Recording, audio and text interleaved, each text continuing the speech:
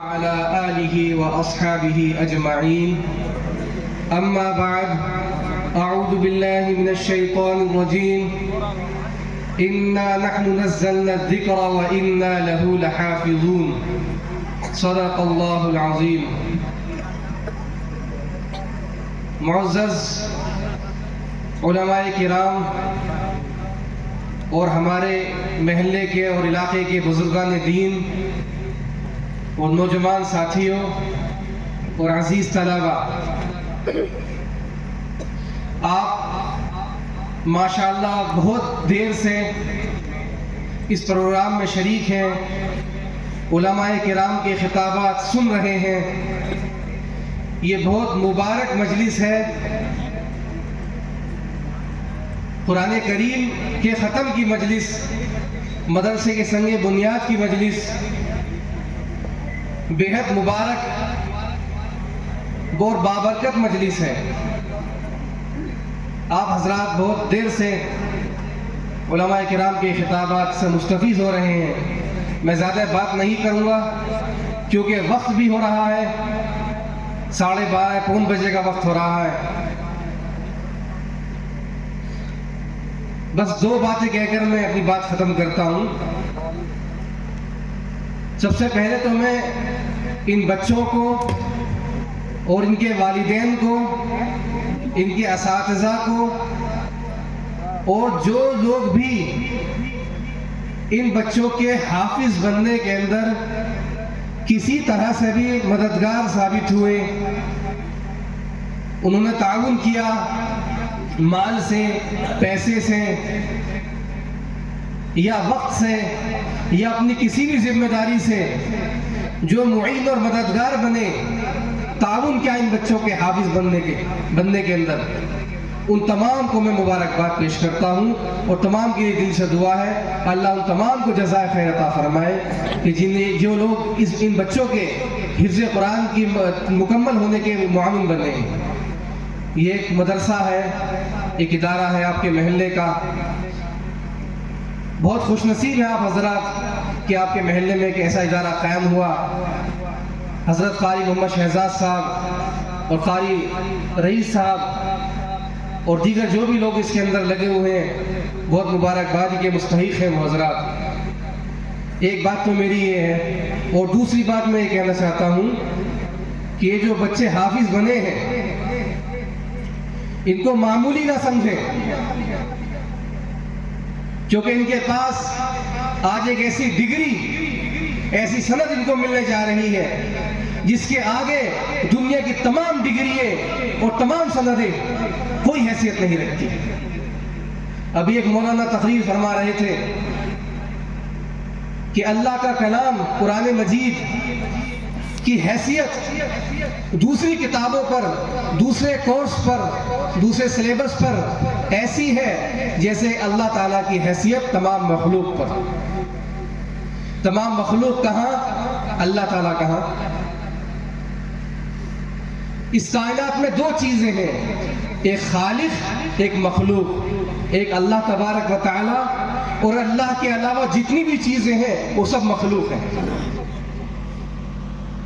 یہ دنیا، چاند، ستارے، سورج، نہ جانے کروڑوں اربوں سیارے اس کائنات کے اندر گردش کر رہے ہیں. ہماری زمین سے، ہمارے سورج سے ہزاروں لاکھوں گنا بڑے. اتنی بڑی یہ کائنات ہے.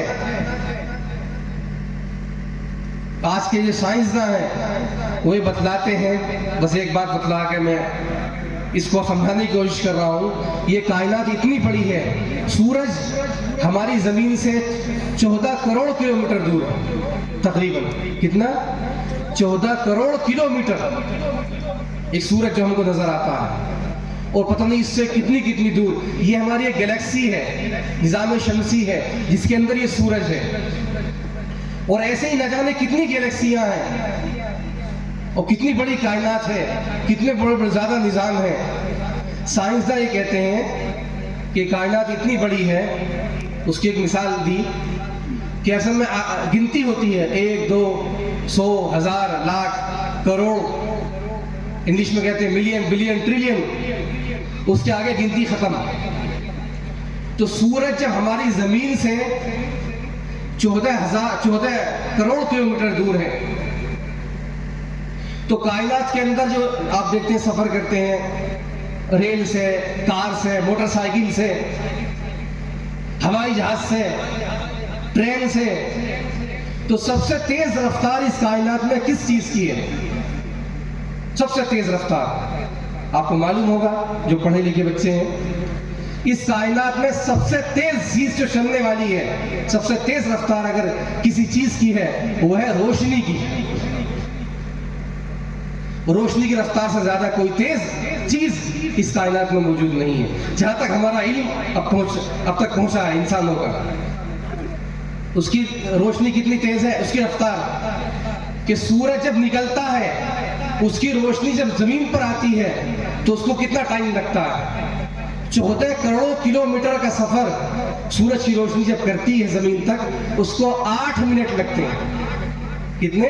8 منٹ. تو 8 منٹ میں 14 کروڑ کلومیٹر کا سفر روشنی کرتی ہے. یہ روشنی کی رفتار ہے. تو جب 8 منٹ میں 14 کروڑ کلومیٹر کا سفر روشنی کرتی ہے، 8 گھنٹے میں کتنا کرے گی؟ 8 دن میں کتنا کرے گی؟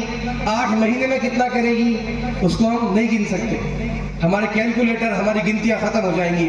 تو سائنسداں کہتے ہیں کہ جب یہ روشنی 1 سال تک سفر کرتی ہے، 8 منٹ نہیں، 1 سال تک سفر کرتی ہے، روشنی کو چھوڑ دو، اور 1 سال کے بعد جہاں جا کر رکتی ہے اس کو کہتے ہیں 1 نوری سال، 1 لائٹ ایئر انگلش میں. اور 1 لاکھ لائٹ ایئر، 1 لاکھ نوری سال تک اگر روشنی سفر کرتی رہے تو یہ کائنات ختم نہیں ہوگی. اتنی بڑی کائنات ہے.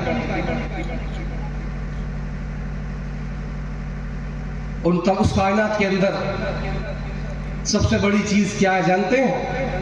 حدیث کی روشنی میں اس کائنات میں سورج ہماری زمین سے کتنے گنا بڑا ہے، اور کتنی جگہ کتنے ستارے، ایک سیارے ہم سے، ہماری زمین سے لاکھوں کروڑوں گنا بڑے ہیں. اس پوری کائنات میں سب سے بڑی چیز اللہ کا عرش ہے. اللہ رب العزت کی کہ جلوے، اس کی تجلیات جس جگہ پر جلوہ افروز ہوتی ہے اس کو کہتے ہیں عرش، عرش و کرسی. تو اللہ کا عرش و کرسی اس کائنات میں سب سے بڑا ہے. اللہ اس کائنات کے اندر 2 چیزوں کو پتہ چلتا ہے، ایک اللہ کی تجلیات اللہ رب العزت کی،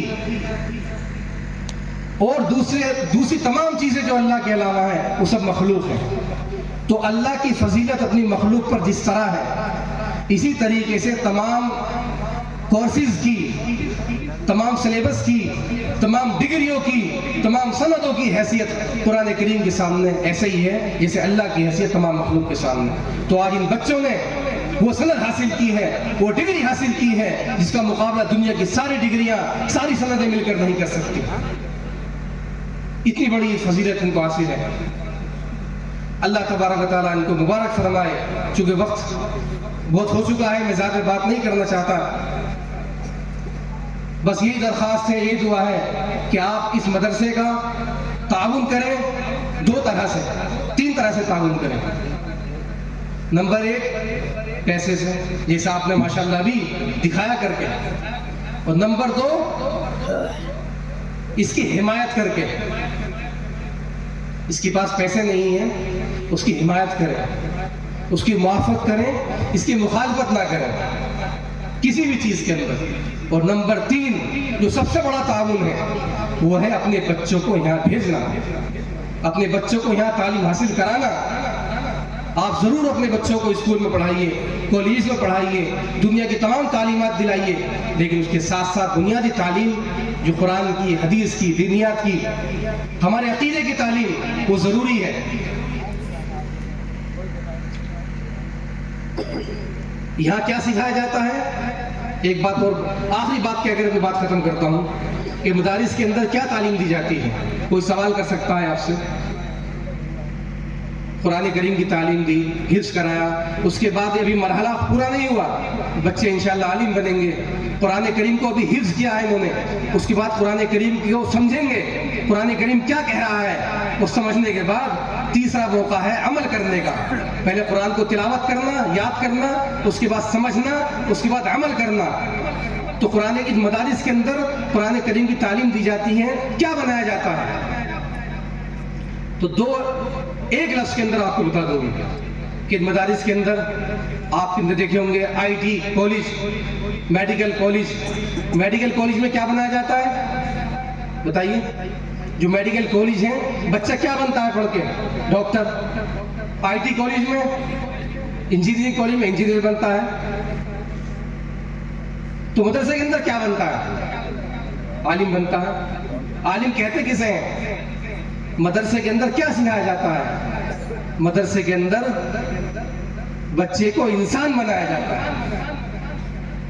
میں چیلنج کرتا ہوں، دنیا کے کتنے بھی کالجز ہیں، جتنے بھی اسکول ہیں، ہم برائی نہیں کر رہے، میں کہتا ہوں بچوں کو پڑھاؤ، ضرور پڑھاؤ آج کے ماحول میں، لیکن ان کالجز میں، ان اسکولوں میں، ان یونیورسٹیوں کے اندر مجھے ایک سبجیکٹ، ایک سلیبس کے اندر ایک پیج دکھا دیجیے آپ جس کے اندر انسانیت کی تعلیم دی جاتی ہے۔ آپ کو ڈاکٹر بنائیں گے، آپ کو انجینئر بنائیں گے، آپ کو بیرسٹر بنائیں گے، لیکن انسان نہیں بنائیں گے۔ انسانیت نام کا کوئی چیپٹر ہی نہیں ہے وہاں پر، ہے تو بتائیے مجھے۔ انسانیت نام کا چیپٹر نہیں ہے۔ اور انسانیت کیا ہے؟ سب سے پہلے انسان اپنے خالق کو پہچانے، ہمیں کس نے پیدا کیا ہے، کیوں پیدا کیا، یہ انسانیت۔ ہمارے باپ کا کیا درجہ ہے، کیا رتبہ ہے، کیا حقوق ہے، ہماری ماں کے ہم پر کیا حق ہے، ہمارے بھائی بہنوں کے ہم پر کیا حقوق ہے، ہمارے پڑوسیوں کے ہم پر کیا حقوق ہے، ہمارے رشتہ داروں کے ہم پر کیا حقوق ہے، اور ایک انسانیت کے ناطے، ایک انسان ہونے کے انسان پر ہم پر کیا حقوق ہیں، یہ بتائیے مجھے کسی کالج کے اندر پڑھایا جاتا ہے؟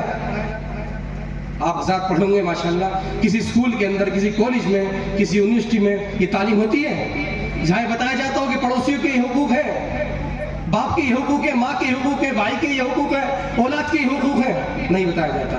یہ صرف اور صرف ہمارے ان بوریہ نشین چٹائیوں پر بیٹھنے والے، جن کو ہم حقیر سمجھتے ہیں، جن کو ہم غریب سمجھتے ہیں، ان بچوں کو یہ تعلیم دی جاتی ہے جو انسانیت کی تعلیم ہے، سب سے اعلیٰ، سب سے مہان تعلیم دی جاتی ہے۔ تو ہم ہر طرح سے اس کے اندر تعاون کریں، جان سے، مال سے، اپنے بچوں کو بھیج کر اللہ تبارک تعالیٰ اس مدرسے کو بھی اور تمام مدارس، مساجد، دینی ادارے، دینی مراکز کی حفاظت فرما کر تمام کی جو ہے تمام کو ترقیات کے منازل طے کرائے۔